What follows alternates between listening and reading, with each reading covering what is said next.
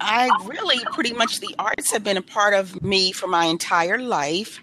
I started out as a singer as a child. I started singing when I was 3 years old in the church. And then in school, when I entered middle school and high school, I had the opportunity to do some traveling. My music teachers saw a lot in me. And so I got to travel around our local area to some other states. And my senior year, going into my senior year, actually, I was able to travel to Europe and tour 5 countries in Europe as the honor soloist with this choir and band. Wow. And then I think we talked about something happened to me quite a few years ago. I had this weakness on my right side. And when it came back, it took away some of my ability to sing, but the writing came naturally. Wow. Because I've always been an artist, always loved the arts. And so I just started penning a book, well, really writing down some pages. I thought, why don't I just create the perfect man? Because every woman, they may not admit it, wants the perfect man who we create in our heads. So, so I decided to start off just creating the perfect man, and it turned into a book. Wow. And then after that, I just kept writing and writing. And so now my latest book is Raising Tristan. And I was inspired to do Raising Tristan by a young man named Alex that I met when I worked with Head Start. And Alex is a phenomenal dad. I met him when his son was about 3, and he was right in there with his little boy. He came to every PTA meeting we had for Head Start, for PTA meetings for his son's class, had him in all kinds of activities. And I said, that I really like that. So I just got the idea from Alex to do the book Raising Tristan. Now, Raising Tristan is not about Alex. It is purely fictional. It is about a gentleman by the name of Shiloh Milner. And Shiloh is involved with Angie, who they don't love each other, just purely companionship. And Angie gets pregnant. Well, she has made it clear she does not want children. But Shiloh talks her into carrying the little boy to term, and she delivers, and he's so happy. And 24 hours after Tristan is born, their son, Angie disappears. And so Shiloh steps up to the plate, calls his parents, tells them, I need some backup, I need some help. And they relocate to where he is, and they help him to raise his son, Tristan. Love that. Tell us about your characters, like their identities. Shiloh first. Shiloh is a man of character. I really admire him. He knows what he wants. He knows where he's going. He got a little lost, but he's back on track now. He has got firm convictions, stands up for what he believes, and in his world, his son comes first. It's all about Tristan. Even in dating, he puts Tristan first. So Shiloh's theory is, if you want to date me, I'm a package deal. See, gotta appreciate my son, or I can't go out with you. And you see that happening with women, so we really in touch with that. Now let's go with Miss Angela. Angela is a hot mess.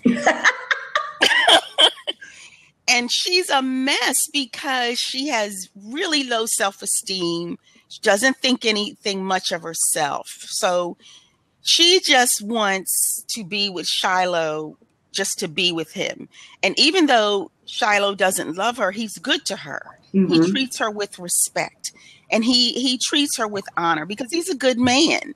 But she doesn't appreciate any of that. She just wanted, we don't have to go to dinner. We don't have to go to a movie. Just I come to your house, you come to my house, and, we just sleep together, and that's all I need. Did anything happen to Angela when she got to this point where that's all she wants, her self-esteem? What happened, or is there any further background, or just that? Angela has been beat down by life. Some people just have rough lives, and they don't overcome that. They don't have the tools to overcome that. And there are a lot of people like that in the world that just don't have there's nobody to say you're worthy. Wow. You're worthwhile. I love you. I believe in you.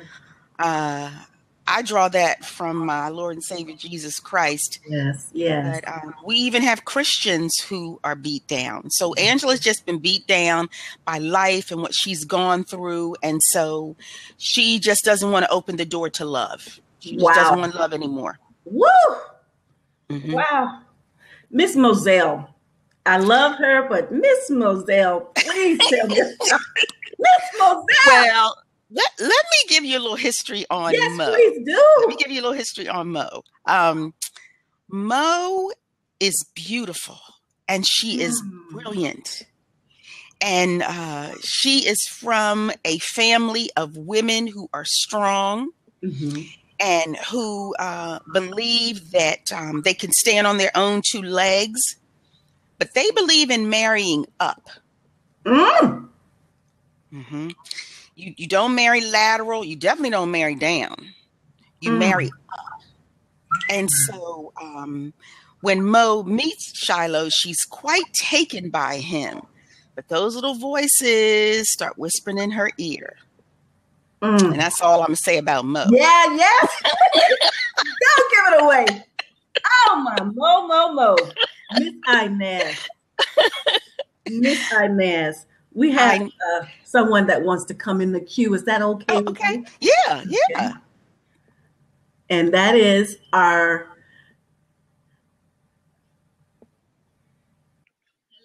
Hello, Miss Sonia. Hey, this is one of our diehard. How are you? There she is. I'm good. How are you guys? We are great. Good. Yeah, it's good to see you. Same here. Good to see you guys. I couldn't join you the first time, but here I am. Yeah, she's one of our diehard, passionate readers. We don't know each other. We only know each other from the other authors that I've done on here. And we just became close just from books. Yes, ma'am. And she's hanging in with us. Thank you. Yeah, thank you so much for joining us. Yes, it's good to meet you. We stopped off on Oh, I'm sorry. We stopped off on Inez. I don't know if you was hearing us talk about different characters, but we're on Miss Inez now. Inez is this woman of wisdom. She's extremely wise. A lot of Inez is based on my mother, who was a very wise person. And Inez has the gift of insight. She can see things coming down the road. Sometimes it gets on her family members' nerves, like her son and her husband. But usually she is on point. She never misses. Never misses. No, she don't. Robert is stoic and strong. He is all about his family and providing for his family and protecting his family. That is Robert. But when it comes to his wife, he is mush. Yes, he just melts whenever Inez looks at him or anything she asks him to do. He is on it. Just because he loves her so very much. Well, what is his background with his family? You kind of touched on it a little bit with Robert's family. And we can touch a little bit on Inez, just hit a little bit, but go with Robert, then go back to Inez, their little background. Well, Robert is a retired police officer, so he's a little bit suspicious. And he comes from a strong family of men who, as my ex-husband would put it, don't take no tea for the fever. That is strong. It just, yeah. And so when he met Inez, he decided that she was the woman for him, and he was going to make sure that she never wanted for anything, because that's how he was raised. Inez came from a family somewhat like Moselle. Someone like Moselle. And so when she met Robert, she knew that there was going to be some resistance in her family because of that marrying up thing and, you know, color boundaries. I'm just keeping it real, color boundaries and everything. But she decided that she was going to marry Robert regardless. And they have been together years. Wow. Years. Because Shiloh's in his 40s. So, you know, they've been together a while. Yeah. But is this you mentioned a little bit, is this a interracial relationship? Because the way you write, you never know whether they're black, white, you don't know. Well, I try to leave it. That's what I love. Imagination, but no, everyone is black. Inez is very fair, and so is Mo. Look how she's looking about Mo. Say again. I said, look at how Sonia looking at about Mo. You know, she's hot. Her mouth, her lips is hot. She want to say something, Savannah. She messed up. We know. Should we open the door for Sonia to say something? She is like hot. Yes. I see her lips. Yes.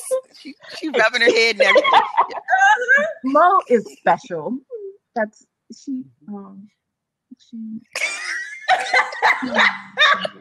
I can't understand how she is because of, you know, her family and how she was raised and to marry up and but Shiloh was such a good, I love him.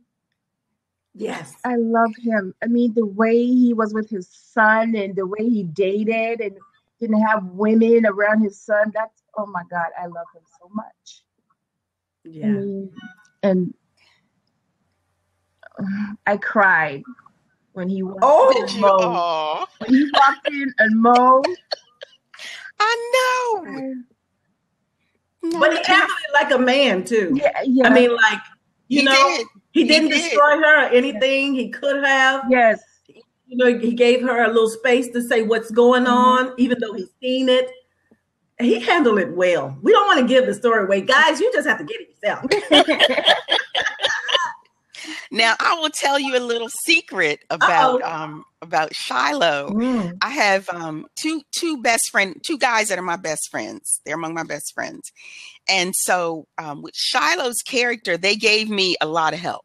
Oh, wow. They gave me a lot of help. About that. Amazing. Yeah, they gave me a lot of help. So, because as writers, we channel our characters, and it sounds hocus pocusy, but what that means is we feel them.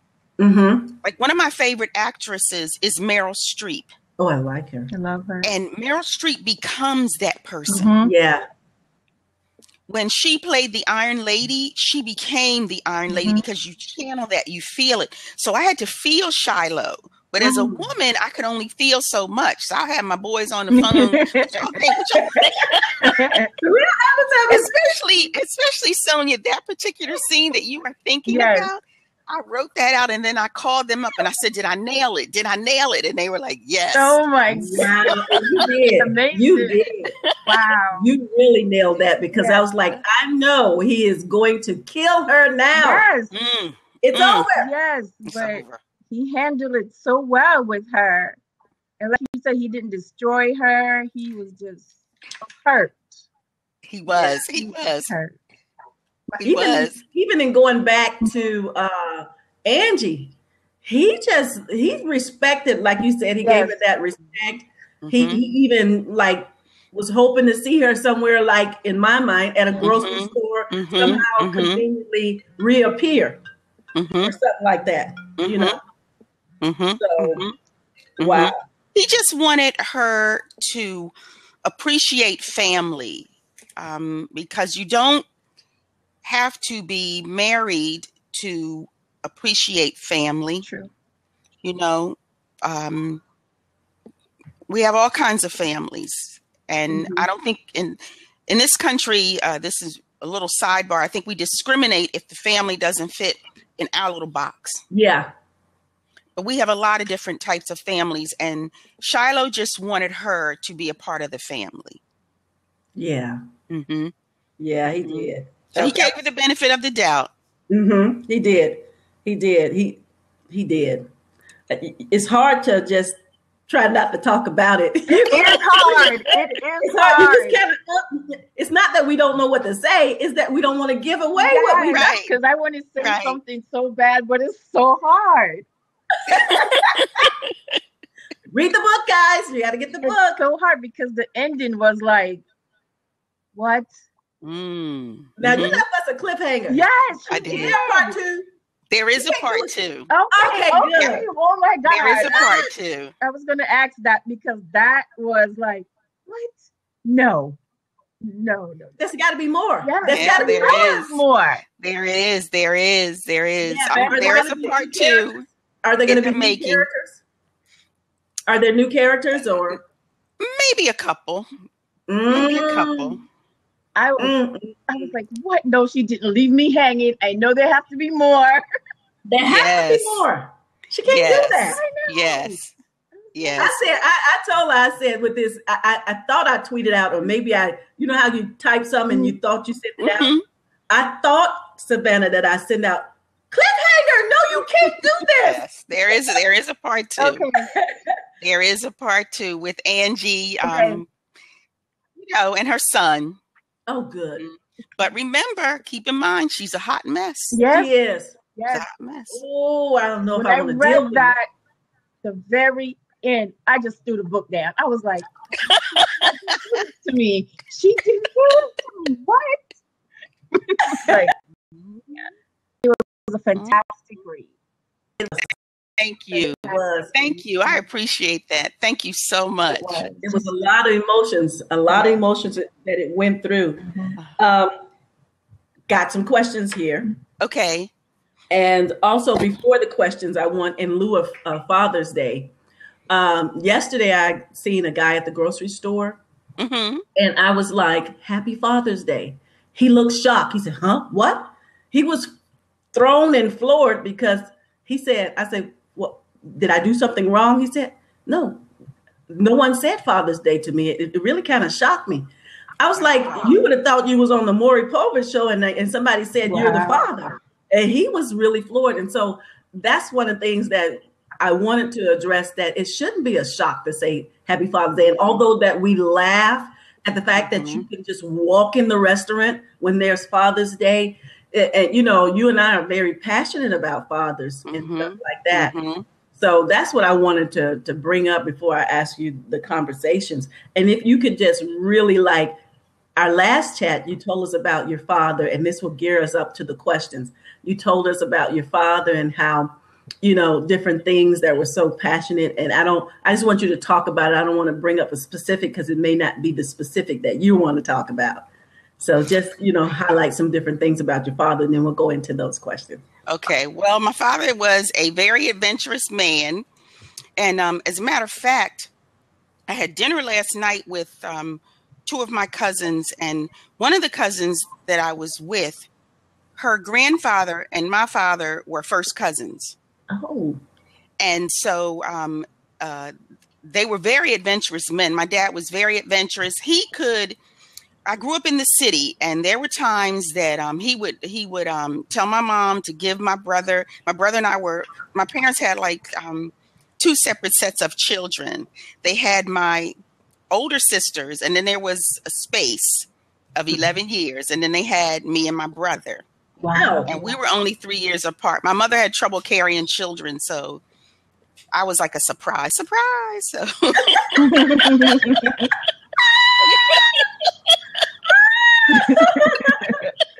A good surprise. and then they said, well, we can't leave her by herself. She'll be an only child. So then they had my brother. So yay. Anyway, so my mom would, it was just my brother and I at home. So my mom would give us our bath and put on our pajamas. And then my dad would take us to a place called Hot Shops. If you've ever traveled 95 North going to New York, you know Hot Shops. You cross the Maryland House and the Chesapeake House, and then the last stop before you get into Delaware proper is Hot Shops. And my dad would take us out there at night in our pajamas and buy us a soda. That you would have thought he had taken us to California. He made it an adventure. You know, he would take us to the Five and Dime and buy us some candy, but it was an adventure. When it would snow, he'd put on our snowsuits. And when I was little, the snow was so deep, you couldn't walk on the sidewalk. You had to walk in the street. So we'd walk in the street and we'd go down to the 5 and dime store and warm our hands by the potbelly stove. And he'd talk to the store owner and buy us some candy. And we'd look around at the little things in the store. It was such an adventure. Wow. And that's what he did. He took me to school every day and picked me up until he passed away. We never had a babysitter. He'd take us to the barbershop in the summer. Wow. And not only us, but my father was like that with all the children. Wow.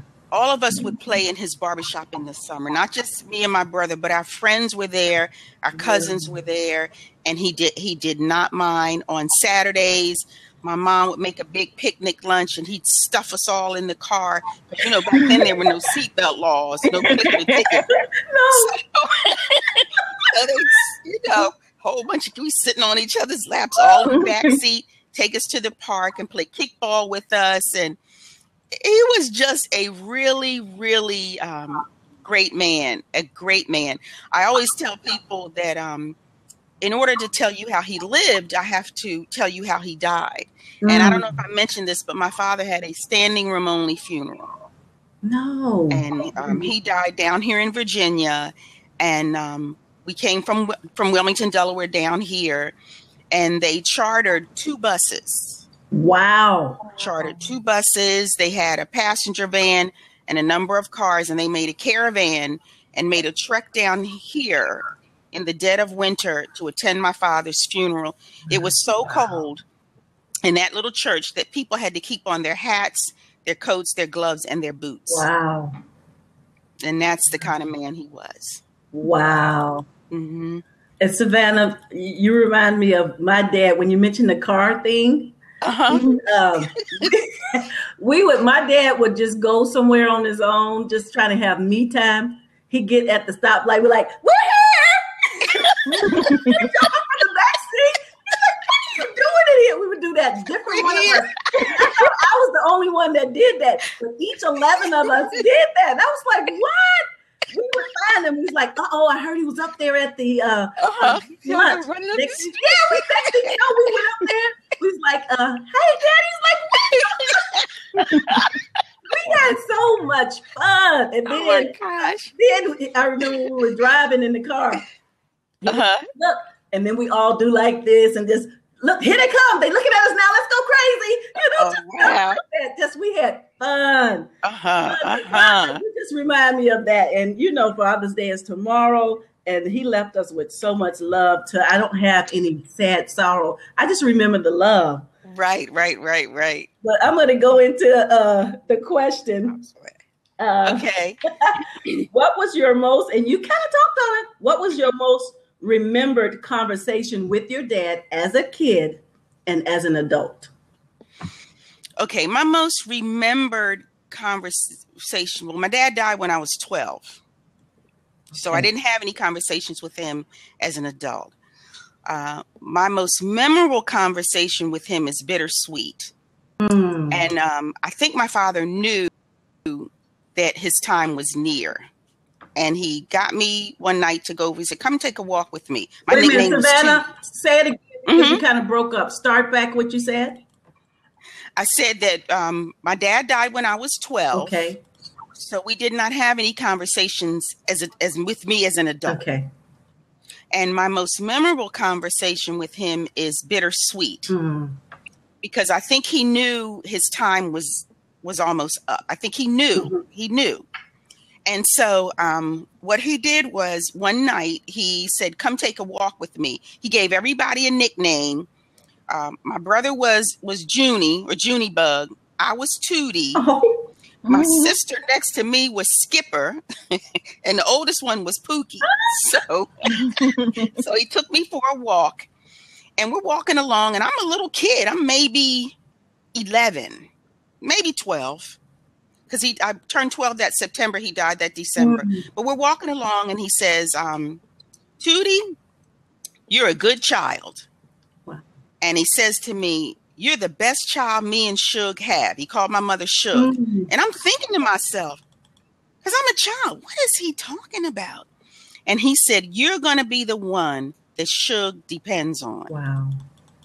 He was preparing me because I think he knew. Mm. Well, lo and behold, my mother passed of congestive heart failure, and for the last maybe 9 months of her life, she lived with me. Mm. And I quit my job where I was, and I took a job where I could work my schedule around her so that I could take care of her. And she was with me Monday through Friday, and my brother would pick her up on Friday and take her to his house for the weekend. And we did that every weekend until she had to be admitted to the hospital. So there was something that he knew, something that he sensed. Mm. That is my most memorable conversation with him. Wow. Mm-hmm. Wow, that's a bittersweet. It is. It is. Bittersweet. Mm-hmm. Wow. Mm-hmm. Mm-hmm. Woo! We have more people on the line. Hello to you guys. Hello. We have Wendy on there. I can see her. She gave some high fives. Hey, Miss Wendy. Hi, Wendy. Hi, Wendy. What was your father's favorite cliche to you? I don't really think he had. Yes, he did. Yes, he did.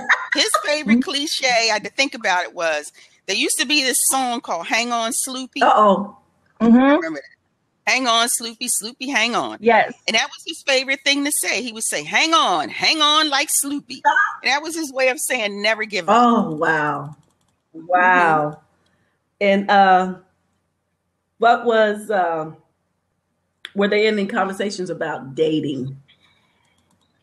No, because I was young. Mm-hmm. I wasn't interested in boys for a while. I just wanted to sing and dance and take Broadway by storm. I was not interested for a long time. But in retrospect, once I became an adult and matured, I realized that he had left me everything I needed to know in picking a mate. He left me an example. And all I had to do was look at his example. So he didn't tell me the way, he showed me the way. Oh, that's what I like. That's beautiful. Yeah. Mm-hmm. That is beautiful. Thank you. Savannah, for those who just came on, thank you for coming on. A small recap of the story of Raising Tristan so they can hear quick on that, the story Raising Tristan. Okay. Raising Tristan is the story of Shiloh Milner, who was involved with Angie, and purely companionship. He doesn't love her. She doesn't love him. And Angie ends up pregnant, but she has made it clear in a previous conversation with Shiloh that she does not want children. She just doesn't. And so when she gets pregnant, he talks her into having the baby. And 24 hours after their son, Tristan, is born, Angie checks herself out of the hospital and disappears. And so Shiloh calls up his parents. I need some backup. They relocate to where he is, and they help him to raise his son. And he is all about his son. His son is first. Even in his dating life, his son is first. His theory is, if you want me, I'm a package deal. I love my son too. Just finding that Angela. I don't even see. Just from here. I don't even see how what attracted him to Angie. Let's just put that out there. What attracted him to Angie? If Charlotte were here, he would probably tell you he doesn't know. I don't know what I was thinking. I don't know. Now, what about Mo? Because she goes up.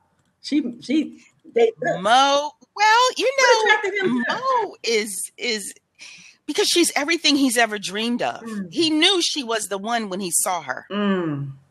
He knew.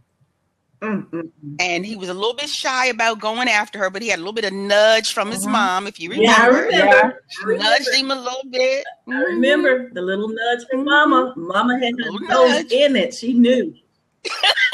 There were times I was like, for real, this is gonna, no. He had to tell her to shut up. You and your stuff.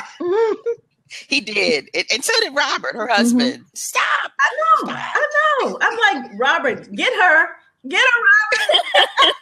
Like you say, he knew how to mouse down. He did. If you had to describe what they look like in character, what does each person look like in character? What does Mo look like in character? Body size, height. I can imagine Shiloh just being at 6'3", some kind of sexy chocolate. Not Morris. Yeah, he's definitely chocolate. Mo is rather tall herself, maybe about 5'11". She's slender because she believes in staying in shape because of what she does. Mm-hmm. You know, she can't preach health if she isn't healthy. Right. Some people can, but it looks better if it's coming from somebody who is in shape. So she keeps herself in shape. She's very attractive, but she's not pretentious with it. She doesn't flaunt it. Mm-hmm. You know, she just sees herself as an average woman who is self-assured. Yeah. She's a sharp dresser because she likes to dress. Shiloh is tall, chocolate, handsome, little beard. How tall is he? Is he 6 what? He's about 6'3". Okay, my husband's height. Okay. Yeah. Mm-hmm. And he is in shape as well. Mm. He's in shape as well. Just because he's busy, and you know, if you read the book, his profession is auto mechanic. Well, he wants to be able to slide in and out from under those cars, or get up under those cars and do whatever he needs to do and not be winded. Mm-hmm. So he's also in shape. Inez is a tiny woman. Mm-hmm. Inez's wisdom comes from my mom, but her stature comes from my grandmother. Oh, wow. My grandmother was maybe 5'1". Oh, wow. I'm 5'2", so we're tiny women. Yeah. She was maybe about 5. Inez about 5'1", fair skin, wears her hair cut nicely, not overly glamorous. Okay. Like, you know, Moselle is sharp. Inez is more classy. Mm-hmm. You know, she like wears pearls and earrings and stuff, but she's not dangly, and you know, she's more conservative, I guess you could say. Yeah. It would take something to get her to dangle. But Robert is he's also brown skin, not as tall as Shiloh, but not a small man. I wouldn't call him overweight, mm-hmm. but he got a little meat on him. Mm-hmm. Dresses real nice, but he also is more conservative. Can you tell us a little bit? They'll see it if you guys got to read the book. His cousin, Boo Boo. I love him. Boo is ride or die. Boo is country. He is country. You know, he got a hat that he wears all the time, whether it's a baseball cap or a straw hat. It's some kind of hat on his head. Over here. Jeans, sneakers, t-shirt. You know, now he can dress up when he has to with a nice button-down shirt and a nice pair of slacks, but he's not a shirt and tie kind of guy. I love Boo Boo. Yeah, he calls him up, man. I got a baby. What? He just want to snap, crack. That's right. Snap, crack. That's what Boo Boo be. Yes. That's just talk. Yeah, you don't want to mess your life up, man. Well, you know, be careful out there with that. Yeah. He like your hype man. One of them hype man corner store. If you got something going on with your woman, or you kind of got something, don't want to go to the doctor. Here, man. Here's a pharmaceutical. You know, he reminds me of that kind of guy. You don't want to quite go to the doctor. You just got to go to him. Let's go to Boo Boo. That's right. I can see him doing that. But what about Shiloh's little mystery classmate? Just a little glimpse, because she's got a little glimpse in there. I hope you bring her back. Yeah. Put together. Smart suits, nice heels. You know, she's the kind of woman that can wear stilettos all day long and her knees never hurt. Wow. Mm-hmm. Nice suits, sharp haircut, nice glasses. If she wore glasses, you know, she would wear nice earrings, just really put together. She's straightforward. I think she can handle Angie and Mo. Yeah. But in a classy way. Yeah. Yes. In a classy way. Yes. Yeah. Yeah, I like her. Wow. Everything is just about finished, Savannah. We just did from top to bottom, the interview, everything, talked about your characters. This has been just really, really good. Tell them where you can get the book from, your website, and all that. You can find my book at, excuse me, www.thesavannahjpublications.com. If you are into ebooks, it is available on Amazon Kindle and Google Play Books. We thank you guys for being here. Thank you for Miss Savannah. You had a wonderful time. I just want to let you guys know, if you're able to, right now we're working on our new blab chat that's going to be with, her name is Sandra Seaman.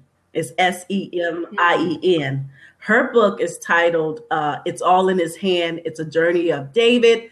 This is about a true story about her son that was born with a rare disease. It is unrecognizable disability that he has. So we're going to talk about that with her. Right now I'm reading the book. So those that are online or those that are following us, that's our next live chat. We're going to talk about that. And those who want to do chats with me, you can follow me on here. Also, my email address is misssuds@yahoo.com. And so I truly, truly appreciate you guys. Savannah, this has been quite a joy. Hopefully we come back with that second half of it. Yes. And we cannot wait. You can't cliffhanger us for 2 years. Not 2 years. I'm ready. Y'all is making us wait for 2 years. No, you won't wait 2 years. Okay. I promise you that. No. Look. Got me over the glasses, Sonia. Not over the glasses. Sonia, you have anything to say to Miss Savannah? I'm waiting for the next episode because I was truly shocked. I did not expect that. And I was like, oh my God, why? But I'm waiting for the next episode. And thank you for citing my book. And I really, you're welcome. Enjoyed the book. I never had a dad. So just reading the book and just reading how Shiloh took care of his son was amazing. Oh, wow. Yeah. For me, I think if I had a dad, I'd probably be a different woman today. If he was around, but don't make us cry, girl. Maybe it might just be. I know it's emotional. I think the one thing I could say, I met my dad once growing up in New York, and I think what I have from that memory, he took me to my first baseball game, and I fell in love with baseball. I'm the biggest Yankees fan ever. So that's the one thing I have from that one meeting and that one going to the baseball game. I can say that I never saw him after that. So he passed away, so that's kind of sad. But I turned out pretty okay though. So. Yes, you did. Yes, ma'am. Yes, you did. Yes, thank you for writing that. Thank you so much. All right, so guys, take care. All right, Ellen. Thank you guys so much. This has been awesome. The other chat is on here, Savannah. I noticed with these recordings that it may not be there right away because the one I did with Wallace a couple of days ago on the 16th, I'm just seeing it today. So the one that you and I did, it was pretty much just talking and trying to figure out the things. I see that on there. And the one, the chat that we did before, I don't know if I think I record part of it, whatever. I didn't see that. But this one right here, I got record. So it'll be up in a little bit. I am so enjoying this. So thank you guys so much. Thank you, Savannah. I'm going on Facebook and I'm going to shout it out. Thank you, Ellen. Have a great day. All right. Love you too. All right, then. Bye-bye. Bye.